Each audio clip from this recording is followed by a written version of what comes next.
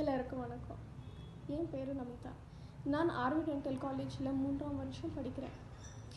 இந்த பதிவில் நாம் எதுக்கு சொத்தப்பல் வருது, என்ன காரணங்களுக்காக சொத்தப்பல் வருது, அது எப்படி நம்ம ஏர்லி ஸ்டேஜ்லேயே ப்ரிவெண்ட் பண்ணிடலாம், சொத்தப்பல் வந்தால் கூட அது எப்படி ட்ரீட்மெண்ட் பண்ணி சரி பண்ணலாம், பல்லை காப்பாற்றிக்கலான்ட்டு நாம் இந்த பதிவில் நம்ம பார்க்க போகிறோம்.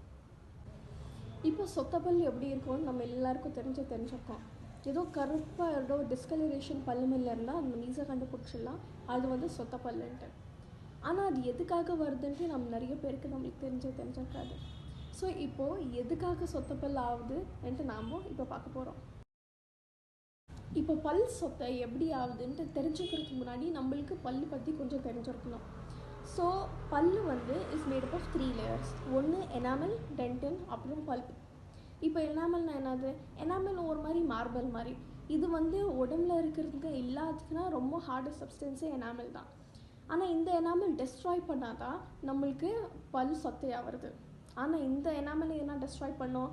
இது டெஸ்ட்ராய் பண்ணுற ஒரே ஒரு சப்ஸ்டன்ஸ் தான் ஆசிட். இப்போ நீங்கள் கேட்கலாம், எங்கள் வாயில் எங்கே ஆசிட் வருது ஆனாலும் எனக்கு பல் சொத்தை ஆகுதுன்ட்டு நீங்கள் கேட்கலாம். நாம் சாப்பிட்ற சாப்பாடுங்க வந்து நம்ம பல்லோட நடுவில் கேப்பில் வந்து போய் மாட்டிக்குதுங்க. அதுவும் நம்ம சரியாக ஓரல் ஹைஜீன் மெயின்டைன் பண்ணலன்னா நிறைய சாப்பாடு போய் இந்த மாதிரி மாட்டிக்குது. நம்ம வாயில் எப்பவுமே நிறைய கிருமிங்கோ இல்லைன்னா பாக்டீரியா இருந்தே இருக்குது. ஸோ நைட்டில் எப்போ என்ஜில் கம்மியாகுதோ இந்த பாக்டீரியா வந்து இந்த சாப்பாடை டைஜஸ்ட் பண்ணும். அது இந்த சாப்பாடு நம்ம வாயில் இருக்க மிச்சம் மீதி சாப்பாடு மேலே ஆக்ட் பண்ணி அதை டைஜஸ்ட் பண்ணும். அது டைஜஸ்ட் பண்ணும்போது தான் நம்ம வாயில் ஆசிட் ப்ரொடியூஸ் ஆகும். இந்த ஆசிட் வந்து எனாமல் மேலே ஆக்ட் பண்ணி அப்போ தான் நம்ம எனாமல் டெஸ்ட்ராய் பண்ணோம். அப்போ தான் நம்மளுக்கு ஆகிறது பல் சொத்தை. இப்போ உங்களுக்கு ஒரு பேசிக் ஐடியா தெரிஞ்சிருக்கோம் பல் எப்படி சொத்தை ஆகுதுன்ட்டு. இன்னும் கொஞ்சம் டீட்டெயிலாக சொல்லணுன்னா பல் சொத்தை ஆகிறதுக்கு ஒரு 4 இம்பார்ட்டன்ட் ஃபேக்டர்ஸ் இருக்குது. முதல்ல பல் இருந்தால் தானே பல் சொத்தை ஆகும். பல் சொத்தை வந்து வேறு ஓரல் டிஷ்யூஸை வந்து அஃபெக்ட் பண்ணாது. செகண்ட் வந்து சாப்பாடு இருந்தால் தான் நம்ம இந்த கிருமிங்க வந்து அது மேலே ஆக்ட் பண்ணி ஆசிட் ப்ரொடியூஸ் பண்ணோம்.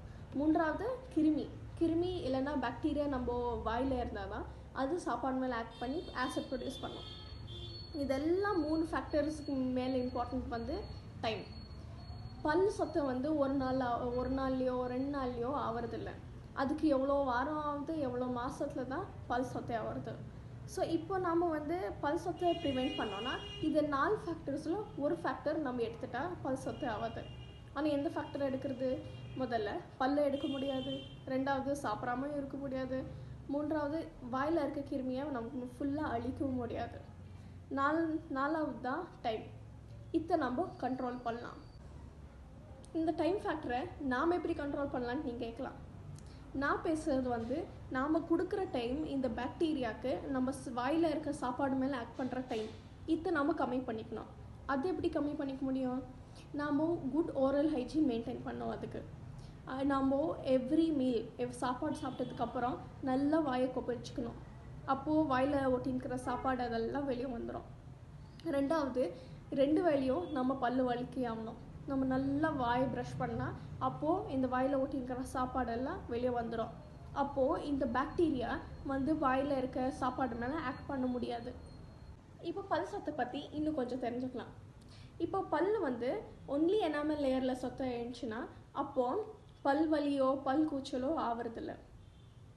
அப்போ ஈஸியாக இந்த ஸ்டேஜ்லேயே வந்து அந்த சொத்தை பல்லை வந்து கொஞ்சம் ரிமூவ் பண்ணிவிட்டு அப்போது பல் கலரில் இருக்க சிமெண்ட்டை போட்டு அதை க்ளீனாக க்ளோஸ் பண்ணிடலாம். இந்த ஸ்டேஜில் கண்டுபிடிச்சிட்டா. ஆனால் நிறைய பேருக்கு இது தெரியறதே இல்லை. ஏன்னா இது ஒரு சின்ன ஒரு பிளாக் ஸ்பாட், ஒரு பிளாக் டிஸ்கலரேஷனாக தான் தெரியும் பல்லு மேலே. அது நிறைய பேர் கம்ப்ளீட்டாக இக்னோர் பண்ணிடுறாங்க. இதுக்கப்புறம் அது இன்னும் வந்து இன்னும் பல் சொத்தை ஜாஸ்தி ஆச்சுன்னா அப்போ தான் டென்டின் லேயருக்கு போவோம். இந்த டென்டின் லேயர் ரீச் பண்ணால் தான் நம்மளுக்கு பல் வலியோ பல் கூச்சலோ ஆகிறது. இந்த ஸ்டேஜ்லேயே நம்மளுக்கு பல் சொத்தையாக இருக்குதுன்னு தெரிஞ்சதுன்னா இமீடியட்டாக பல் மருத்துவர்கிட்ட போய் இந்த சொத்தையான பார்ட்டை எடுத்துகிட்டு ஒரு டூத் கலர்ட் சிமெண்ட்டை போட்டு க்ளீனாக க்ளோஸ் பண்ணி வச்சிடலாம்.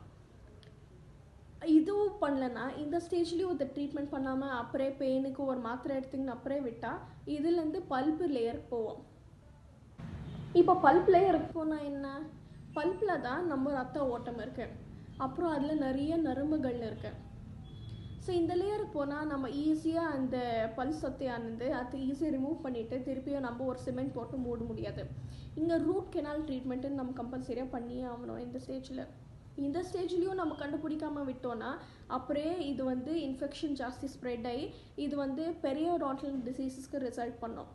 இந்த ஸ்டேஜில் நம்ம என்ன பண்ணாலும் பல் காப்பாற்றுறது ரொம்பவே கஷ்டம்.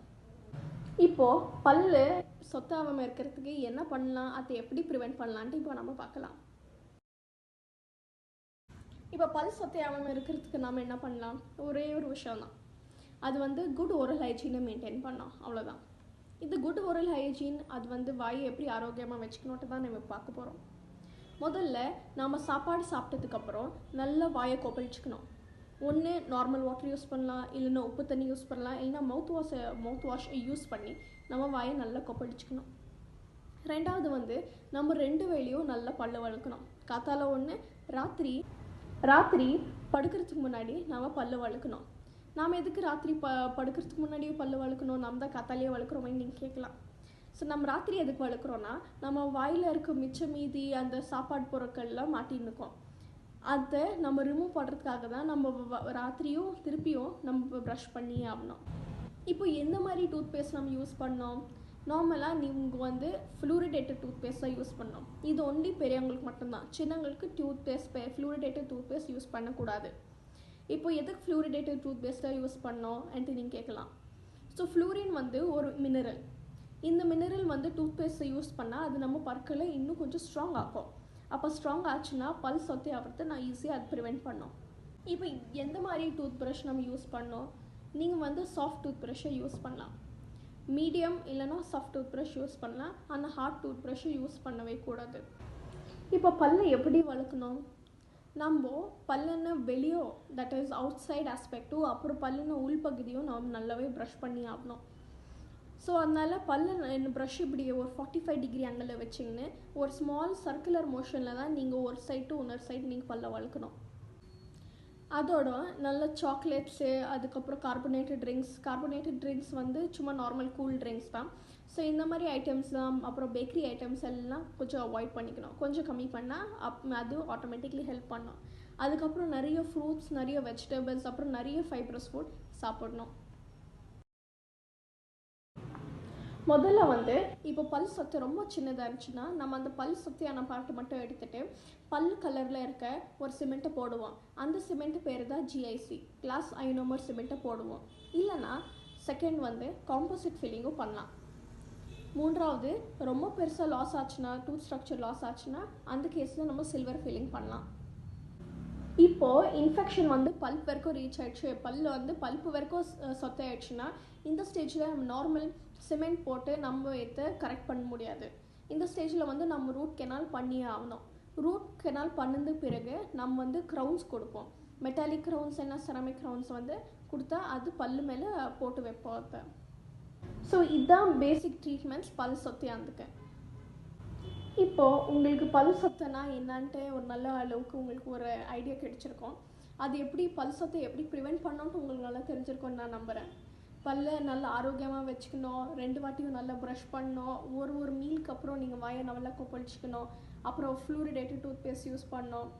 இந்த மாதிரி நிறைய விஷயத்த நீங்கள் கற்றுக்குனீங்கன்னு நான் நம்புகிறேன்.